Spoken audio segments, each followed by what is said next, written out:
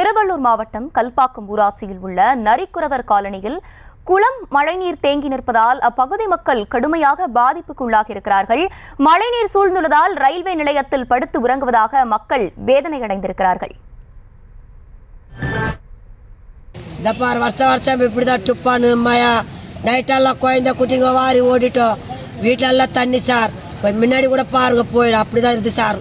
மூத்திரம் போகிறது வசதி இல்லை, பாத்ரூம் போகிறதுக்கு வசதி இல்லை. வருஷம் இப்படிதான். வருஷத்துக்கு 3 வாட்டி மழை பெய்யுது. இப்படிதான் அடிக்குது. நான் என்னதான் பண்ண சொல்கிறேன். எப்படிதான் இருக்கிறதோ நாங்கள் பார்க்க முடியல. இன்னும் வீடு கட்டி கூட இருந்து கூட வேஸ்ட்டு சார். பிரயோஜனமே இல்லை சார். குழந்தை குட்டியெல்லாம் நைட்டெல்லாம் தூக்கிட்டு ஓடுறோம். இந்த மாதிரி பையெல்லாம் வாரி ஸ்டேஷன் ஓடுறப்பார். இந்த மாதிரி பையெல்லாம் எடுத்துட்டு வராங்க பாரு. எந்த ஸ்டேஷன் போறீங்க? மீஞ்சூர் ஸ்டேஷன் பாத்திரம் எல்லாம் சாமானெல்லாம் பாதி அடிச்சுட்டு போயிடுச்சு. இப்படி தீ வாங்கி கூட கடைகள்ல வண்டி கூட போக மாறுது இந்த தண்ணியில். எப்படிதான் நாங்கள் போய் இப்போ வர மழை பெய்யவில்லை. இவ்வளோ தண்ணி 3 நாள் 4 நாள் பெய்யினதான் 3 நாள் 4 நாள் பெய்யினதான் எங்கள் தண்ணி வந்து வீட்டு உள்ளே வந்து போய் இது ஒரே நாளில் வந்து உள்ளே வந்துடுச்சு. நம்ம எங்கதான் போகிறது, என்னதான் பண்ணுறது? கவர்மெண்ட் வீடு கட்டுறாங்க. ஒரு 3 வருஷம் ஆயிடுச்சு. வீடு அதை பார்த்து துரு பிடிச்சி மக்கிச்சு அப்புறமா தலை போடுறாங்க.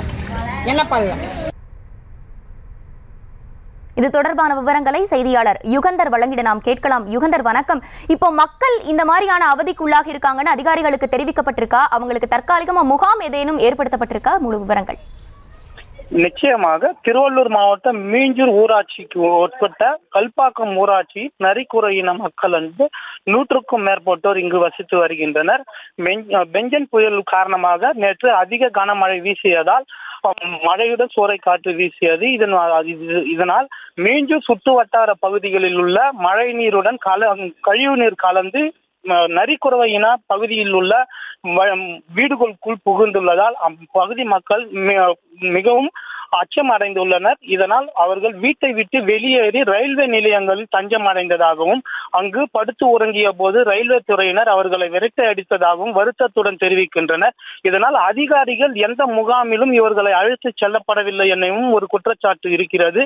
ஏற்கனவே கடந்த மழையின் போது அதிகாரிகள் ஆய்வுகளை மட்டுமே மேற்கொண்டார்களே தவிர சட்டமன்ற உறுப்பினர், ஊராட்சி மன்ற தலைவர்கள், அதுக்கு உட்பட்ட அனைத்து அதிகாரிகளும் பார்வை மட்டுமே இடுவதாகவும் அவர்கள் வருத்தத்துடன் தெரிவிக்கின்றனர். குழந்தைகள் குளம் போல் தேங்கி இருக்கும் நீரில் தெரியாமல் குளிப்பதால் தொற்று நோய் பரவும் அபாயமும் ஏற்பட்டிருக்கிறது. அவர்கள் வீடுக்குள் வைத்திருந்த எலக்ட்ரானிக்கல் பொருட்கள் மொத்தமே முற்றிலும் தண்ணீரில் மூழ்கி உள்ளது. சமையல் கூட செஞ்சு சாப்பிட முடியாத சூழ்நிலையில் ஊருக்குள் போய் வீடு வீடாக சாப்பாடு வாங்கி தின்பதாகவும் அவர்கள் வருத்தத்துடன் தெரிவிக்கின்றனர். உடனடியாக இவர்களுக்கு முகாம் அமைத்து இவர்களை இங்கிருந்து அப்புறப்படுத்தி முகாம்களை அமைக்க வேண்டும் எனவும் அவர்கள் தெரிவிக்கின்றனர். அதிகாரிகள் தரப்பில் நேற்று கூட ஆய்வுக்கு வந்த அமைச்சரும் மாவட்ட ஆட்சியர்களும் எங்கள் பகுதிக்கு வரவில்லை எனவும் வருத்தத்துடன் தெரிவிக்கின்றனர்.